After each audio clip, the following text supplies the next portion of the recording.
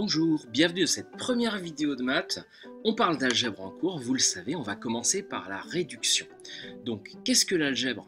L'algèbre, en fait, c'est la grammaire des mathématiques. C'est le solfège qui va vous permettre de parler ce langage un peu particulier qui s'apparente énormément à des Lego. En fait, chaque pièce représente une lettre ou un chiffre avec des symboles entre, plus, fois, moins, que vous connaissez très bien. Et tout ça, c'est régi par des règles, une sorte de code de la route des mathématiques que vous connaissez depuis très longtemps, la sixième, voire avant. C'est ce qu'on appelle les priorités opératoires. Et tout est régi par ça. Donc les priorités opératoires, je vais vous les résumer rapidement, même si j'imagine que vous connaissez ça par cœur. Moi j'ai tendance à symboliser ça par une flèche qui monte. Alors qu'est-ce qu'on fait en priorité? Eh bien on commence par faire les parenthèses ou les crochets, quand il y en a, évidemment. Sachant que les crochets n'ont pas la priorité sur les parenthèses, ce sont juste des parenthèses carrées stylisées. Donc on commence par faire les parenthèses les plus intérieures, en s'éloignant. Ensuite, place aux multiplications et aux divisions, qui ont globalement la même puissance de priorité, et on termine par les additions et les soustractions. Si vous savez ça, vous savez tout. Et si vous hésitez à un moment donné, raccrochez-vous à ce code de la route des mathématiques pour vous y retrouver. Alors après, on n'a pas le droit de faire n'importe quoi, étant donné que c'est un langage qui nous permet de communiquer avec les autres de manière à simplifier les choses. Il faut le maîtriser un minimum. Vous avez le droit d'hésiter, vous avez le devoir de vous poser des questions en permanence et en cours, c'est vraiment un de vos jobs. Mais il faut savoir que c'est vraiment comme des pièces de Lego. Certaines pièces vont parfaitement avec d'autres pièces, alors que dans certains autres cas de figure, il est impensable d'en imbriquer plusieurs qui ne se ressembleraient pas. Donc, un petit exercice qu'on va traiter avec plein d'exemples différents, juste pour en tirer quelques règles. Donc, réduire les expressions suivantes, c'est l'énoncé. Et ben, c'est parti. Alors, grand A égale 3 fois C plus 1 fois D. Première chose déjà, j'ai mis des grandes lettres devant à chaque fois pour se repérer, c'est pas une obligation mais elles sont dans l'énoncé donc on va les laisser. Et je vais écrire en dessous à chaque fois. Pourquoi? Eh bien parce que c'est beaucoup plus lisible pour le correcteur ou le lecteur et même vous, vous allez moins vous embrouiller et plus vous organiser en voyant les choses les unes sous les autres. Et on en fera plusieurs côte à côte histoire de ne pas perdre trop de place. Donc vraiment ça c'est quelque chose sur lequel je vous engage. Donc 3 fois C plus 1 fois D. Alors la première convention qu'il faut connaître, c'est qu'on a le droit d'enlever les multiplications, c'est pas une obligation mais ça allège le calcul et donc ça paraît plus simple, lorsqu'on a une lettre derrière ou alors une parenthèse. C'est ce qu'on appelle des conventions. Donc première convention, on a le droit d'enlever le fois devant une lettre ou une parenthèse. Ça c'est la première chose à savoir. Une parenthèse. Donc en gros ici ça donne quoi? Ça donne 3C plus 1D. Et donc deuxième convention, plutôt une convention également, c'est-à-dire quelque chose qu'on a décidé, quand on a quelque chose, x, et ben on peut traiter x en fait.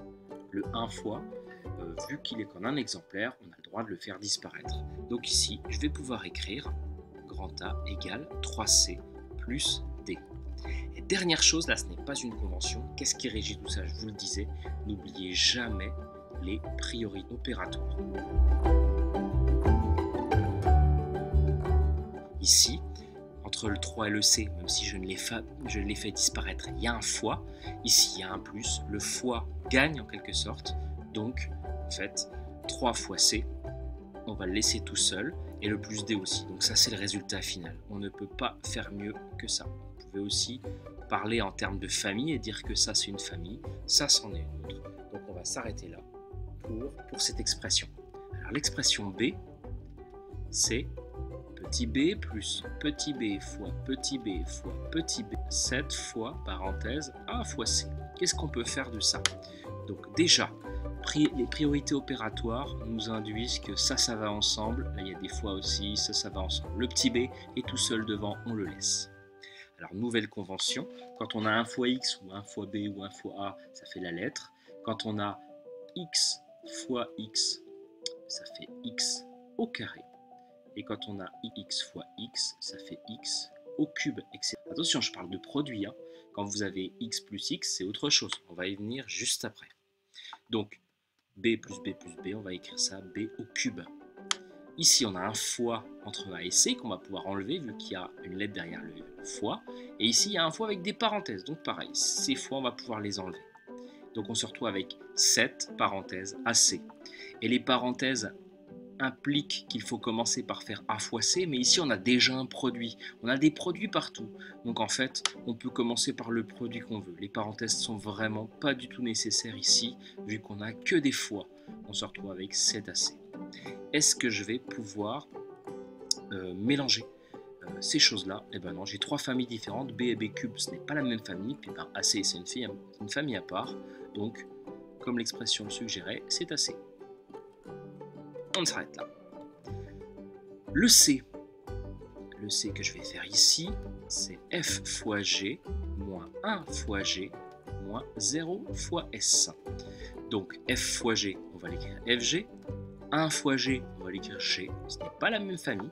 Et puis 0 fois S, et bien pareil, hein, c'est une espèce de convention. Là, c'est plutôt un calcul. 0 fois n'importe quoi, ça fait 0. 0, on dit qu'il est absorbant. Donc ici, on a moins 0. Moins 0, en fait, c'est inutile. On n'est pas obligé de le mettre. On se retrouve donc avec FG moins G. Et ça, c'est l'expression finale. On ne peut rien faire de mieux, puisque ce sont deux familles différentes. On ne peut pas mettre le G avec le G, étant donné qu'il y a un petit fois invisible ici. L'expression D, que je vais caser ici, 32 moins 7 fois A. Donc le fois ici, qui m'induit la priorité, je vais l'écrire 7A. Devant, j'ai 32 moins 7A.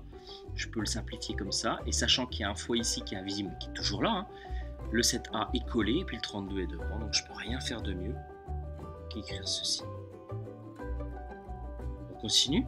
La E qui paraît longue, méfiance, y carré fois 3x moins x fois x fois x carré, y carré. Il faut être concentré pour écrire ce genre de choses et relire plusieurs fois. Vous avez vu, j'espace volontairement parce que mes priorités opératoires, je les ai intégrées, donc je sais que ça va aller ensemble. Et ça aussi, vu que le fois est prioritaire sur le moins. Alors qu'est-ce que je vais pouvoir faire de ça? Enlever le fois ici, puisqu'il y a des lettres derrière, ça ne pose pas de problème. Par contre, écrire y carré 3x, ça se fait pas trop. En général, quand on a des nombres et qu'on n'a que des fois ici partout, les nombres on a tendance à les mettre devant. Donc on écrirait plutôt 3 y carré x, ou alors 3xy carré dans l'ordre alphabétique.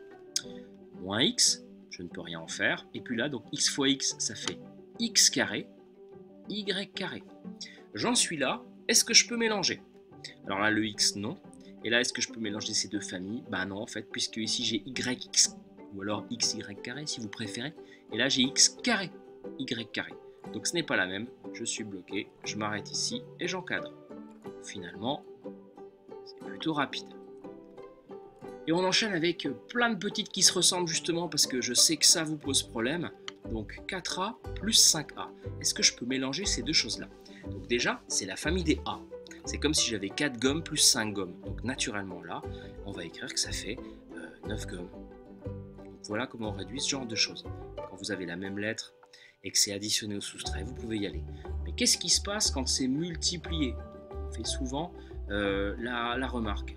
Et bien qu'est-ce qui change? Pas mal de choses. Puisqu'ici, c'est comme si vous aviez 4 gommes fois 5 gommes. Ça ne fait pas de gomme. Si vous avez 4 km fois 5 km, ça fait plutôt des kilomètres carrés en fait. Donc là, j'ai un fois. Et ici aussi, vous savez qu'ils sont camouflés, mais qu'ils sont bien là. Donc j'ai des fois partout. Et qu'est-ce qu'on a dit tout à l'heure? Quand il y a des fois partout, on peut mélanger comme on veut. On dit que la multiplication, elle est commutative. On a le droit de changer la place des choses. Donc on va mettre naturellement le 4 avec le 5, et puis le premier A avec le deuxième. Alors cette étape-là, on ne l'écrit pas forcément. Mais en tout cas, ça fait 20 A au carré. Pas du tout. Pour être bon en algèbre, il faut évidemment observer un minimum. G. On passe à la H que je vais caser ici. La H ressemble aux deux autres, sauf que cette fois-ci, il n'y a pas 4A fois 5A, il y a 4A fois 5. Donc un peu de la même manière, je vais pouvoir mettre, vu qu'il y a un fois entre le 4 et le A, le 4 avec le 5. Donc ça fait 4 fois 5 fois A tout seul cette fois-ci. Donc 4 fois 5, 20A. Encore une fois, le résultat est différent. Attention à ce qui est écrit. I. La I que je vais caser peut-être ici, ça devrait passer. 7x moins x carré. x. Alors, 3 termes. Combien de familles? Une famille ici, une deuxième ici, puis le x carré qui est tout seul. Donc, on va se retrouver avec 7x moins x. Qu'est-ce que ça veut dire moins x? Ça veut dire moins 1x. Je fais référence à ce qu'on a dit ici. Donc, quand j'ai 7 gommes moins une gomme, ça me fait combien de gommes? Ça me fait 6 gommes. Moins x carré. On pourrait encadrer ce résultat, mais par convention encore, ce n'est pas une obligation. En maths, on aime bien mettre les carrés en premier. Donc, on va plutôt mettre ce terme en premier. Et ce terme, son signe, il est négatif. Donc le moins, il va avec. Un signe est toujours accroché à ce qui va derrière. Et le 6x, c'est quoi son signe? Il était invisible devant, là on ne le met pas, et c'est plus 1. Donc voilà ce qu'on va plutôt encadrer, même si le résultat précédent est tout à fait satisfaisant. Et puis une petite dernière pour la route, pour cette première longue vidéo, j 1x carré moins 2 fois xy plus y carré plus 2y fois x moins 2y moins x carré. Ouf, ça rentre. Donc ici, on a 1, 2, 3, 4, 5, 6 termes. On voit qu'on a des multiplications ici et ici, donc je vais déjà essayer de réduire un petit peu. On a un x carré ici, donc le 1 n'est pas nécessaire. X carré. 2 fois x fois y, ça fait 2xy. Ici, le y carré, je vais le laisser. Ici, j'ai 2yx, mais en fait, par ordre alphabétique, je peux remettre 2xy, avec un petit plus. Tiens, même famille que là, au passage. Moins 2y, je ne peux rien faire, moins x carré. Et là, je constate quelque chose, c'est que j'ai des opposés. J'ai x carré moins x carré, ou si vous préférez, 1x carré moins 1x carré. Ça n'en fait plus, ça fait 0x carré. Donc en fait, ils s'en vont. Et ici, j'ai moins 2xy plus 2xy. Donc pareil, il n'y a plus de xy. C'est le grand ménage de printemps. Qu'est-ce qui reste dans cette expression? Il reste y carré, avec un plus devant que je ne mets pas, moins 2y. Est-ce que je peux les mélanger? Eh bien non, ce sont deux familles différentes. Y carré, c'est y fois y. 2y, c'est 2 fois y. Il y a des petits fois qui sont invisibles, mais qui font que toute la structure tient en place. On ne peut pas les mélanger. C'est le résultat final. Voilà pour cette longue première vidéo. On en reparle en classe, n'hésitez pas. Et à bientôt pour une prochaine.